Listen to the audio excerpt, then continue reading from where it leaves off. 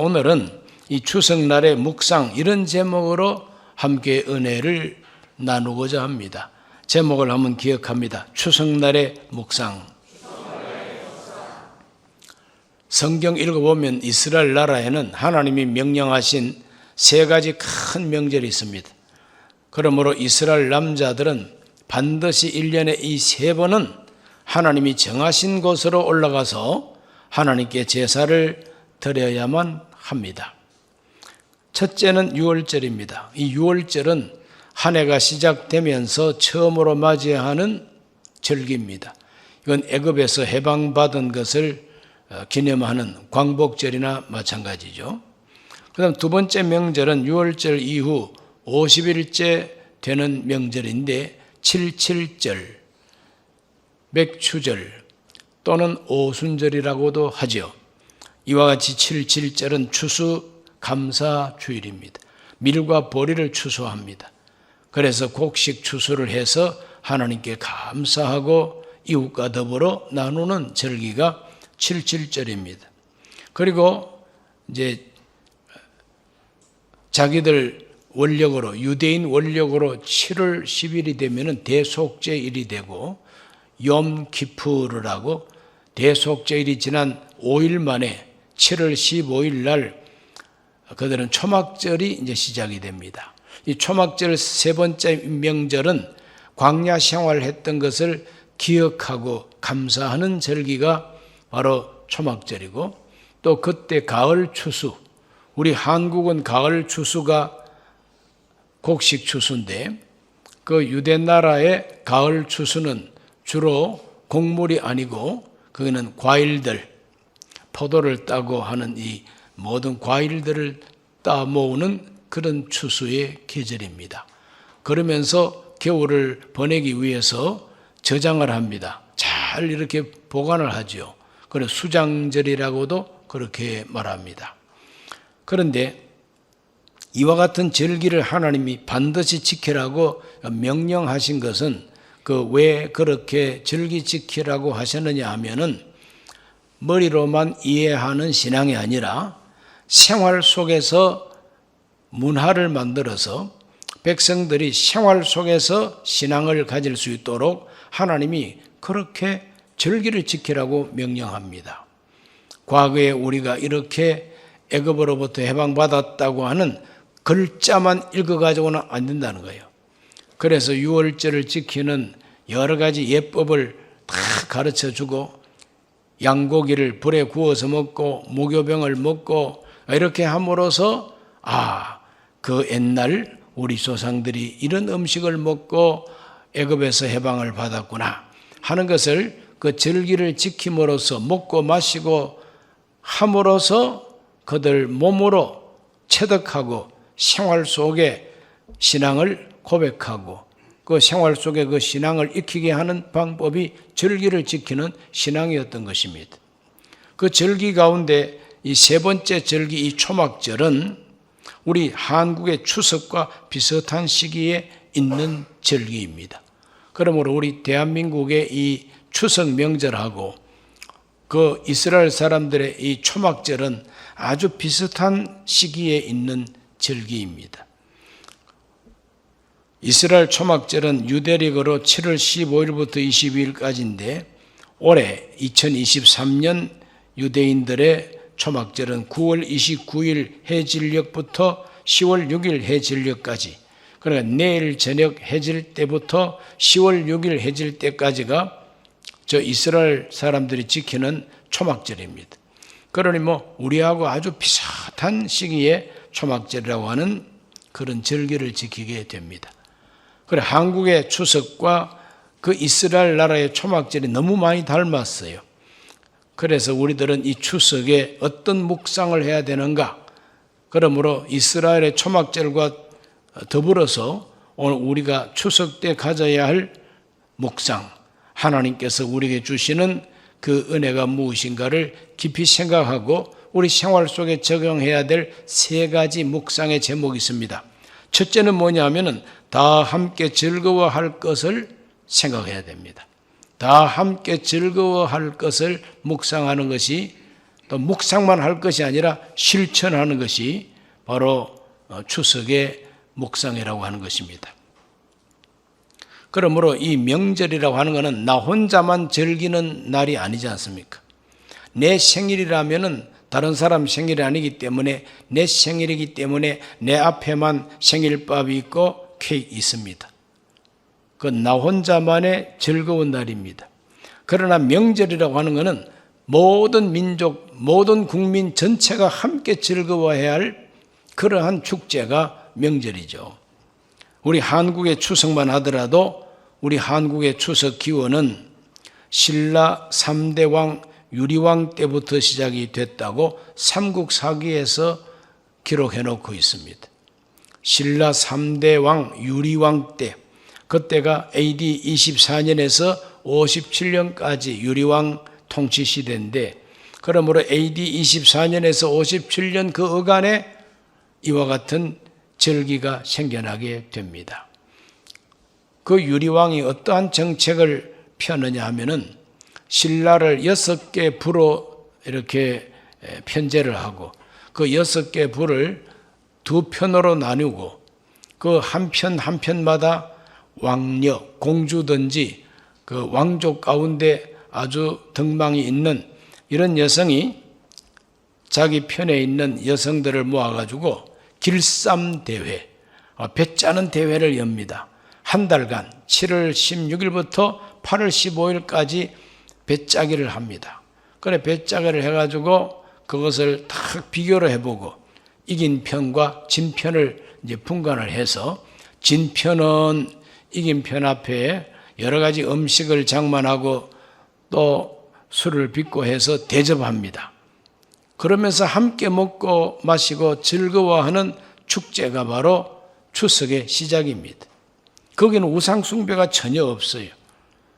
그러므로 신라 공동체가 국가적인 행사로서 전 국민들이 함께 어우러지고 즐거워하고 기뻐할 수 있는 그와 같은 축제 한마당을 열었다 하는 것이 바로 추석의 시작인 것입니다.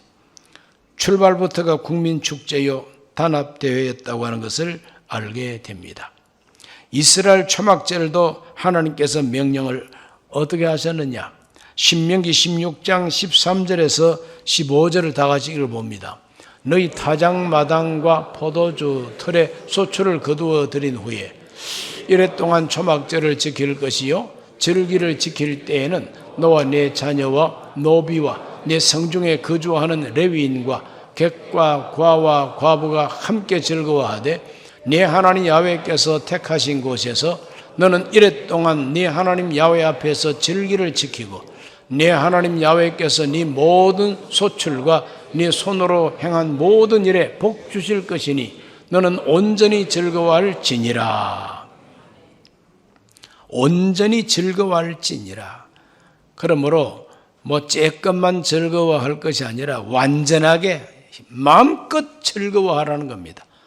그러므로 초막절을 지키는 그 하나님의 말씀이나 또 우리 민족 고유의 명절 추석은 이 닮은 점이 있는 겁니다. 그러므로 함께 국민들이 함께 즐거워하고 단합하는 것이 바로 추석의 시작이라. 그러므로 저와 여러분들은 크리스찬으로서 해마다 추석만 되면은 이 추석은 우상 숭배의 날이 아니요, 이 추석은 국민이 단합하는 날이요, 모든 가족 일가 친척이 서로가 함께 즐거워하는 잔치 날이요 축제 날이라고 하는 걸 기억하고 하나님께서 그 이스라엘 백성들에게 초막절을 지키라고 한 말씀과 비슷하다고 하는 걸 우리가 기억해야만 됩니다. 너와 너의 자식 그리고 노비, 옛날에도 노비가 있었어요. 노비 그리고 레위인 그러면은 이제 하나님께 제사 드릴 때 꼭 도와주는 레위인들이죠. 제사장들은 아론의 직계 후손들이고 그 제사장들을 돕기 위하고 이스라엘 백성들의 종교 생활을 도와주는 이와 같은 교회 재직과 같이 일하는 사람들이 바로 레위인들. 이 사람들을 항상 귀하게 여기라는 겁니다. 객과 객과 고아와 과부, 사회적인 약자지요. 객, 나그네, 그리고 고아, 과부, 다 사회적으로 연약한 자들입니다. 이런 사람들도 다 같이 함께 한 자리에 모여가지고 즐거워하라는 겁니다. 온전히 즐거워하라. 너 혼자 즐거워하지 말고 너희 가을에 추수를 많이 했다고 배 두드리면서 잘 먹고 잘 살자 하고 혼자서 좋아하지 말라는 거예요. 다 같이 함께 즐거워하라는 겁니다. 함께 즐거워할 수 있기 위해서는 배고픈 자에게도 나누어 주어서 먹게 해야만이 함께 즐거워할 수 있지 않습니까? 자기 혼자 부자 됐다고 즐거워하자 그러고 송편도 하나 안 주면서 즐거워하자 그러면 즐거워할 수가 있습니까? 째려보지. 그렇기 때문에 이스라엘 백성들은 추수 때만 되면은 반드시 하나님 명령을 따라서 곡식을 벨 때는 곡식을 다 베지 말고 모퉁이에는 남겨둬야만 됩니다. 나무에 열매를 딸 때에도 알뜰하게 싹 따면 안 됩니다. 그 나무의 가지마다 열매를 덜어 남겨둬야 됩니다. 포도 딸 때도 마찬가지고. 왜 그러냐? 왜 알뜰히 따지를 못하게 하셨느냐? 그건 객과 고아와 과부들이 와서 그것을 따서 그들도 추수할 것이 있게 하라고 하는 것이 하나님 명령이에요. 그러므로 하나님의 백성은 서로가 나누어 주는 공동체라 이 말이죠. 가난한 사람이라고 해서 언제나 가난하기만 하고 굶어 죽으라 이거 아닙니다. 절대로 굶어 죽게 하면은 안 됩니다. 반드시 먹게 하라는 겁니다. 이렇게 해서 내 밭에 있는 곡식도 나누어 주고 포도는 굴에 있는 포도 나누어 주고 나무에 달린 감람나무 열매도 나누어 주고 이렇게 함으로써 온 백성들이 함께 즐거워하는 것이 바로 초막절이었고 또 우리 추석도 그렇게 함께 즐거워할 수 있어야 그 추석을 잘 보내는 것이 된다는 겁니다. 내가 잘 사는 걸 남에게 자랑만 하고 어려운 사람들을 멸시하고 얕잡아 보는 이와 같은 것은 하나님이 원하시는 뜻이 아니죠. 그러므로 우리는 추수 때가 되고 또 하나님 앞에 절기를 우리가 맞이할 때마다 일가 친척 그리고 가족들 내 이웃의 어려운 분들 생각하고 나누어 주는 이와 같은 선한 일을 힘써야 명절을 제대로 보낸다고 할 수가 있겠습니다. 다 함께 즐거워하는 추석이 되시기를 주의 이름으로 축원합니다.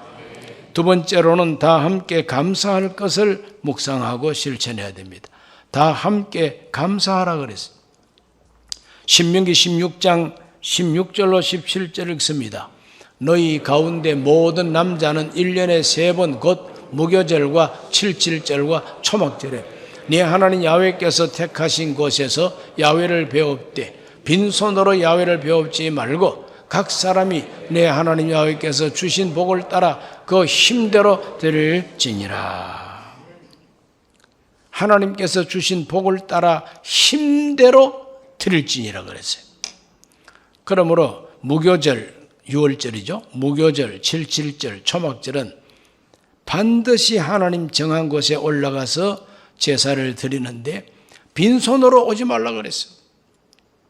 빈손으로 하나님께 오지 말고 하나님 주신 복을 헤아려 보고 힘껏 누구는 얼마 그것도 없어요. 자기가 스스로 힘껏 하나님 앞에 감사의 예물을 드리면서 즐거워하는 것이 명절이라고 하는 것을 가르쳐주고 있습니다. 우리 모두가 이와 같이 절기를 지키는 귀한 영적인 태도가 하나님 말씀과 맞게 되시기를 주 이름으로 축원합니다. 이스라엘 백성들은 자기 선조 조상들이 애굽에서 해방을 받고 광야 생활을 40년 하는 그때에 농사를 지을 수가 없지만은 먹고 살았어요. 왜? 하나님이 양식을 주셨어요. 만나를 주셨습니다. 그 광야에서 마실 물이 없었지만 하나님은 반석을 쪼개놓고 물을 마시게 해주었습니다. 그래서 이스라엘 백성들은 초막절이 되면은 자기 집에서 자지 아니하고 초막을 만들어 가지고 그 광야에서 장막 생활을 한 것을 추억하면서 그 초막 만들어 놓고 거기서 잠을 자면서 자기들의 조상들의 고난의 40년을 회고합니다. 그때 우리가 광야에서 죽지 않고 살아난 것은 하나님의 은혜였다는 겁니다. 그래서 그 하나님 앞에 감사하고, 이제 우리가 이렇게 농사를 짓고 해서 소출이 있는 것은 그 옛날 광야 생활과 비교해 보면은 이거는 뭐 천국과 같다 이 말이죠. 그러므로 하나님 주신 것을 헤아려 보고 힘껏 하나님께 감사를 드리면서 절기를 지키는 것이 초막절이었습니다. 오늘 우리 대한민국 국민들도 추석이 되면 저 익어가는 저 들판을 바라보고 익어가는 과일들을 바라보고 이거 다 하나님이 주신 것이라고 하는 믿음을 가지고 하나님께 감사할 수 있어야 되겠습니다. 가족들이 모여가지고 서로에게 감사할 수 있어야 되겠습니다. 서로에게 감사하고 국민들이 이 명절에 서로 감사할 수 있어야 되지 않겠습니까? 그러나 유감스럽게도 지금 대한민국은 서로를 바라보고 감사하지 못하는 상대들이 많아가지고 다 추석에 음식 먹고 배탈 안 날까 걱정입니다. 그래서 저도 조금씩만 먹고 있습니다. 괜히 정량보다 많이 먹고 배탈 날까 봐 염려하고 있습니다. 왜냐? 어떤 부류의 사람들에 대해서는 여기서 감사가 안 나와요. 그냥 감사가 안 나온다고. 그러니 마음 놓고 그냥 감사가 팡 터지면 얼마나 좋겠어요. 오늘 우리들은 명절을 지키는 두 번째 큰 그 태도, 묵상해야 될 것은 하나님께 감사해야 된다는 겁니다. 감사할 수 있게 되시기를 바랍니다. 해마다 추석이 되면 우리 대한민국 국민이라면은 반드시 감사해야 할 제목이 하나 있습니다. 반드시 추석이 되면 감사해야 할 제목이 무엇이냐? 그건 바로 9월 15일 인천 상륙작전을 했고 9월 28일 날 서울을 완전히 수복해서 중앙청에 태극기를 올리고 기념식을 한 날이 바로 9월 28일입니다. 9월 28일. 어제가 9월 28일이죠. 오늘이 9월 29일입니다. 그러므로 추석 명절이 되면은 우리가 참 73년 전 6.25 전쟁이 쾅 터지고 그때 우리가 참 얼마나 고생하고 얼마나 많은 사람이 죽고 다쳤습니까?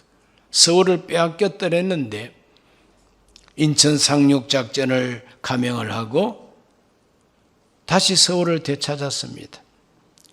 그때도 추석은 있었습니다. 1950년 추석은 9월 26일 화요일 날이었어요. 그때는 한창 서울 시내 시가전 벌인다고 총알이 황황 날아다닐 때입니다. 그러니 정말 참 73년 전을 생각하면은 총알이 날아다녔던 그 서울 시가전, 그걸 극복하고 28일 날은 완전히 수복을 했다. 그런 추석이 되면은 하나님이 우리를 저 공산군에게, 인민군에게서 해방시켜 준 거, 이거 감사해야 마땅하지 않겠습니까? 그러므로 우리는 역사 속에 있었던 하나님의 은혜를 잊어버리지 말고 감사할 수 있어야 됩니다. 이스라엘 백성들은 까마득한 옛날에 그 선조들이 애굽에서 해방을 받고 40년 동안 하나님 보호받은 걸 잊지 아니하고 대를 이어가면서 해마다 초막절을 지키면서 감사하고 있지 않습니까? 오늘 우리 대한민국 국민들은 6.25 전쟁을 생각할 때 추석만 되면은 서울 수복을 감사할 수 있어야 마땅하다는 거죠. 세 번째로 우리가 묵상해야 될 것은 다 함께 귀성객인 것을 묵상해야 됩니다. 귀성객이 뭡니까? 귀성객은 고향 찾아가는 사람들을 귀성객이라고 그럽니다. 명절에 자기 고향 찾아서 부모님을 찾아가 뵙고자 하는 그 사람들을 가리켜서 귀성객이라 그래요. 귀성객. 자, 이 귀성객의 행렬이 얼마나 무섭습니까? 아무리 가지 말라도 기어코 가고야만 하는 것이 고향이요 부모님 앞으로 갑니다. 오늘 또 일가 친척 만나러 뵙기 위해서 다닌 분들은 서울을 빠져나간다든지 할 때 얼마나 길이 막히고 복잡했는가 아마 경험했을 것입니다. 성묘 가는 것도 일종의 귀성객이죠. 왜? 돌아가신 조상들을 찾아뵙겠다고 가는 거 아닙니까? 성묘하는 것도. 그 성묘객들도 다 귀성객이나 마찬가지입니다.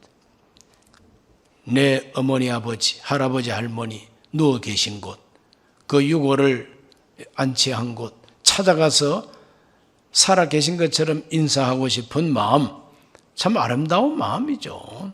우상을 숭배하듯이 하는 것이 아니라 찾아가서 인사하는 마음으로 한번 이렇게 찾아가는 것은 이거는 기독교 신앙을 가지고도 절대 죄가 아닙니다. 귀성객입니다. 오늘 우리 모두는 다 명절 때마다 고속도로가 비좁도록 고향을 찾아가는 그 행렬을 바라볼 때 저게 바로 귀성행렬입니다. 오늘 우리는 신앙생활 이 자체가 저 하나님 나라를 찾아가는 귀성객과 같이 이 세상을 살아간다고 비교할 수가 있지 않습니까? 오늘 우리가 이 세상에서 영원히 살 것 아니죠. 우리가 지금 서울에 살고 있다 그래서 영원히 서울에 살 사람들 아닙니다. 영원히 살 수도 없거니와 우리는 영원히 이 땅 위에 살 사람이 아닙니다. 우리가 가서 영원히 살아야 할 곳은 하나님 나라죠. 천국입니다. 나는 서울이 좋더라. 천당 싫어. 그런 사람 혹시 있습니까? 그런 사람 그렇지 않을 가운데는 없을 겁니다. 어느 날 우리는 반드시 가야 할 우리의 본향이 있다는 것을 기억하시기를 바랍니다. 본향이 있을까 없을까 걱정하지 말라고 예수님께서 말씀하셨습니다. 요한복음 14장 1절로 3절을 다 같이 읽어봅니다. 너희는 마음에 근심하지 말라. 하나님을 믿으니 나를 믿어라. 내 아버지 집에 거할 곳이 많도다. 그렇지 않으면 너희에게 일러서리라. 내가 너희를 위하여 거처를 예비하러 가노니 가서 너희를 위하여 거처를 예비하면 내가 다시 와서 너희를 내게로 영접하여 나 있는 곳에 너희도 있게 하리라. 예수님께서 말씀하신 아버지 집이 바로 천국이죠. 나 있는 곳 바로 천국입니다. 바로 그곳이 우리가 가야 할 본향이죠. 고향이 아니라 아예 본향입니다. 그냥. 그래서 크리스찬을 가리켜서 본향을 찾아가는 사람들 이렇게 표현합니다. 옛날 믿음의 조상 아브라함도 본향을 찾아가는 사람이라고 히브리서에서 기록하고 있습니다. 히브리서 11장 15절에서 16절을 다 같이 읽어봅니다. 히브리서 11장 15절에서 16절. 그들이 나온 바 본향을 생각하였더라면 돌아갈 기회가 있었으려니와 그들이 이제는 더 나은 본향을 사모하니 곧 하늘에 있는 것이라. 이러므로 하나님이 그들의 하나님이라 일컬음 받으심을 부끄러워하지 아니하시고 그들을 위하여 한 성을 예비하셨느니라. 하나님은 믿음의 사람들을 위해서 하늘에 한 성을 예비하신답니다. 이 세상에 있는 본향이 있죠. 아브라함이 떠나온 본향은 갈대아, 우르, 하란 이런 지역이 바로 본향입니다. 아브라함의 고향입니다. 아브라함이 태어난 고장은 갈대아, 우르입니다. 아버지를 따라서 이사를 했는데 지금 터키 남쪽 지방에 있는 하란으로 이사를 했어요. 유프라테스 강변입니다. 그곳에서 아버지가 돌아가시고 난 다음에 나이 75세 때에 하나님의 부름을 받고 가나안 땅으로 이주해 온 사람이 아브라함이요. 그런데 그 아브라함의 믿음은 본향 찾는 믿음이라고 그랬어요. 본향을 찾아가고자 하는 믿음. 땅에 있는 본향을 찾아가려면 얼마든지 돌아갈 수가 있었다는 거예요.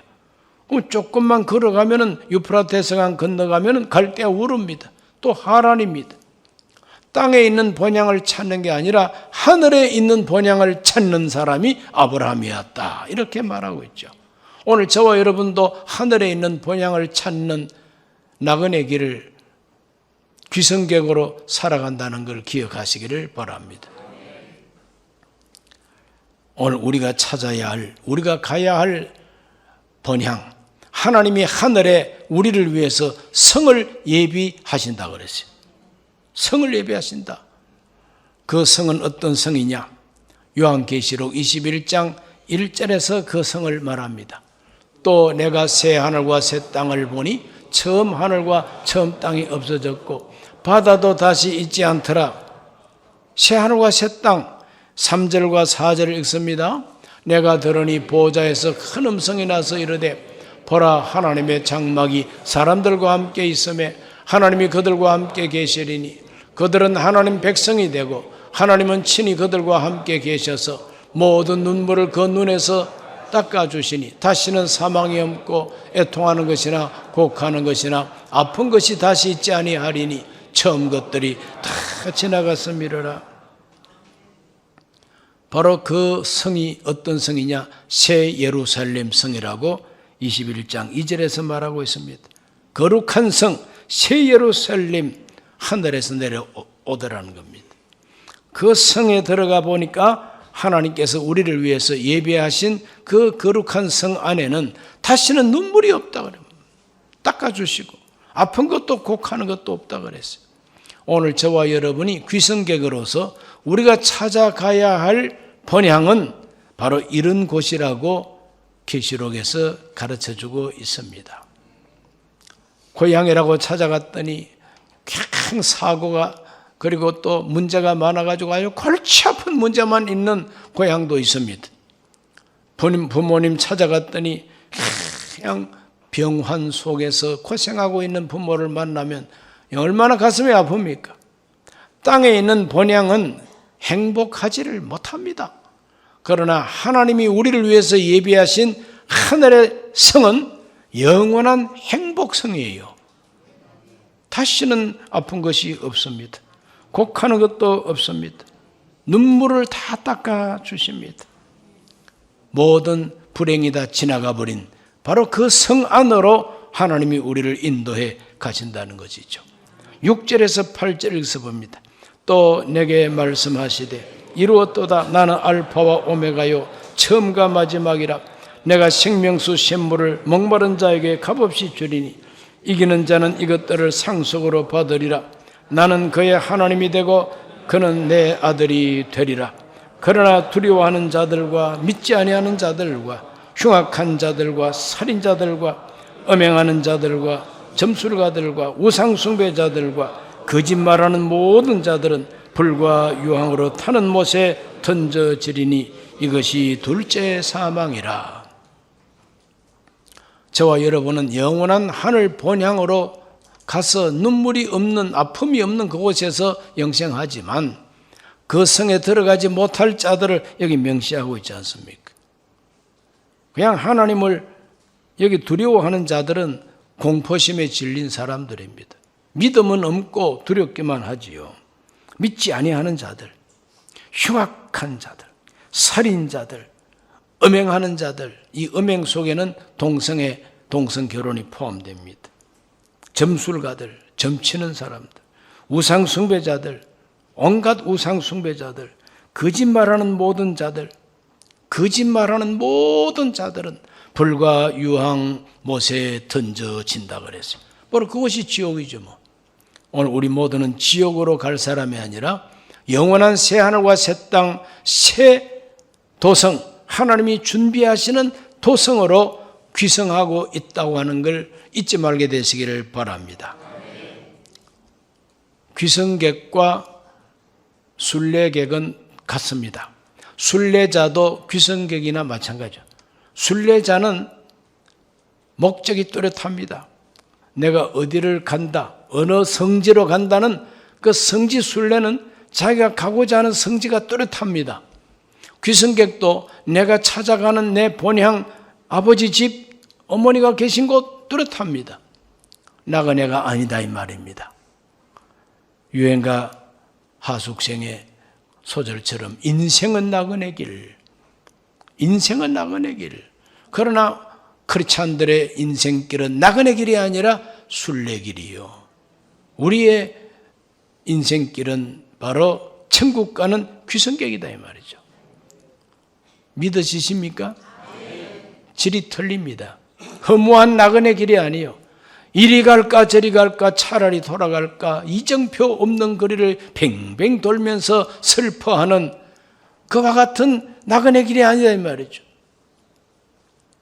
오늘 또 걷는다마는 정처 없는 나그네 길, 그런 길은 우리 크리스찬의 길이 아니요. 믿음이 없고 하나님도 없고 천국도 없는 사람들이 부르는 그런 노래들인 겁니다. 그러나 우리들은 가야 할 곳이 뚜렷한 귀성객들이요, 순례객들인 것입니다. 그러므로 추석 명절을 맞이해서 우리들은 함께 하나님 앞에서 즐거워하고 함께 하나님께 감사하고 함께 우리들은 가야 할 번향이 뚜렷하다고 하는 미래에 대한 소망을 가져야 마땅한 것입니다. 오늘 이 추석날 여러분 모두가 다 이 추석에 묵상해야 할 이 제목들을 기억하면서 믿음을 새롭게 가지고 든든하게 하게 되시기를 주 이름으로 축원합니다. 이와 같은 명절의 묵상의 제목과 걸맞는 마음과 생활을 해야 되지 않습니까? 우리 신앙은 생활이 있어야 됩니다. 그래서 어떤 생활이 있어야 되느냐?